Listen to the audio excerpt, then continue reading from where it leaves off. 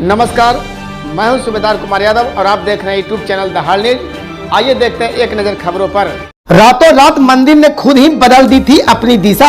पूरब से पश्चिम की ओर हो गए थे दरवाजे। औरंगाबाद के देव मंदिर की महिमा है अद्भुत। चैती छठ में लाखों छठ व्रतियों की होती है भीड़। भारत में रहस्यमय मंदिरों का खजाना भरा पड़ा है। हालांकि इन रहस्यों से पर्दा उठाने के लिए पुरातत्व वैज्ञानिकों ने कई बार कोशिश की, लेकिन कई बार निराशा ही हाथ लगी।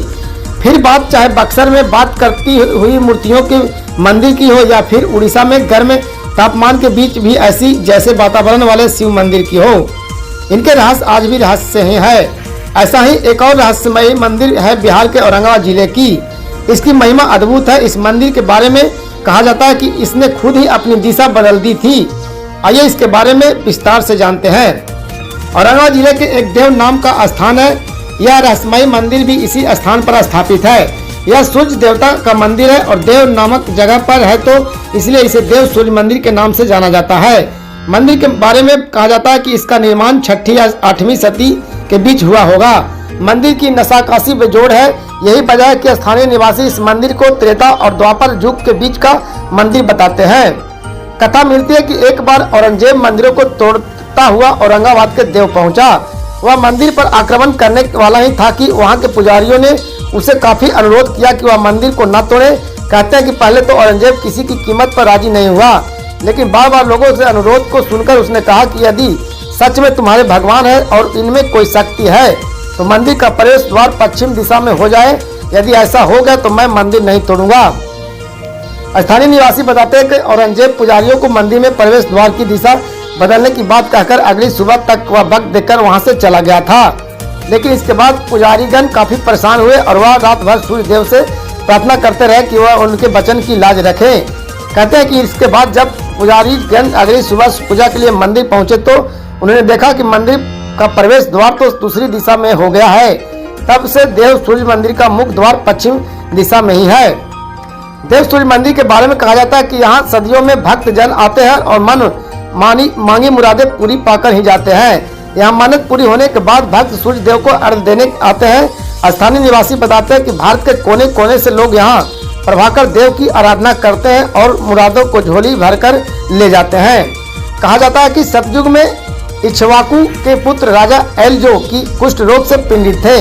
वह शिकार खेलने गए थे, तभी उन्हें भयंकर प्यास और गर्मी लगी। तभी राजा एल ने अपनी प्यास बुझाने के लिए देव स्थित तालाब का जल पीकर उसने स्नान किया। मान्यता है कि स्नान के बाद उनका कुष्ठ रोग पूर्ण रूप से ठीक हो गया था। राजा खुद भी उसके काफी हैरान हुए, लेकिन उसी रात राजा को स्वप्न में श्री सूर्य देव के दर्शन हुए कि वह तालाब में है जहां से उनकी कुष्ठ रोग ठीक हुआ है। उसके बाद राजा ने उसी स्थान पर सूर्य मंदिर निर्माण करवा दिया। कहते हैं कि उस तालाब को ब्रह्मा, विष्णु और महेश की भी मूर्तियां मिली है, जिसे राजा ने मंदिर में स्थापित करवा दिया था। देव सूर्य मंदिर की महिमा इतनी भारी है कि यहाँ पर देव सूर्य महोत्सव का भी आयोजन किया जाता है। हालांकि पहले तो यह छोटे स्तर पर ही होता था, लेकिन बाद में साल 1998 में यह बृहद स्तर पर आयोजित होने लगा है। यहाँ बसंत पंचमी के दूसरे दिन यानी कि सप्तमी के दिन पूरे शहर के लोग नमक का त्याग करते हैं और सूर्य देव को महोत्सव मनाते हैं। इसके अलावा सूर्य देव की विशेष पूजा का भी आयोजन होता है।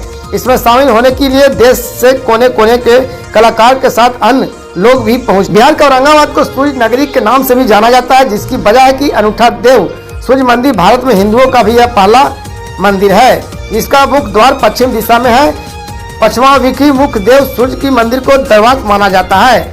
मंदिर को पौराणिक शिल्पकला और महत्ता विरासत में मिली है, जो अपनी भव्यता के लिए जहाँ प्रसिद्ध है, वही आस्था का बहुत बड़ा केंद्र भी है। इसी कारण प्रतिवर्ष यहाँ कार्तिक और चैत्र मास में होने वाले छठ में बहुत बड़ा मेला लगता है। मान्यताओं के अनुसार इस सूर्य मंदिर का निर्माण स्वयं विश्वकर्मा ने कराए थे। मंदिर के बाहर संस्कृत में लिखे श्लोक के अनुसार राजा इल्ला के पुत्र पुरुवल्ला एल ने 12,16,000 वर्ष त्रेता युग के गुजर जाने के बाद इस मंदिर का निर्माण प्रारंभ करवाया था। इस शिलालेख को माने तो इस पौराणिक महत्व वाले मंदिर का निर्माण काल 1,50,022 वर्ष पुराना है। वही भारतीय पुरातत्व सर्वेक्षण ASI ने 5वीं से 6ठी सदी गुप्त काल को इसका निर्माण काल बताया है। अनूठी शिल्पकला, यह मंदिर की अपनी अनूठी शिल्पकला के लिए विख्यात है। पत्थरों को तराश कर उत्कृष्ट नक्काशी द्वारा मंदिर का निर्माण किया गया है। जो कि शिल्प कला की अनूठी मिसाल है। मंदिर का शिल्प उड़ीसा के विश्व प्रसिद्ध कोणार्क स्थित सूर्य मंदिर से मिलता है।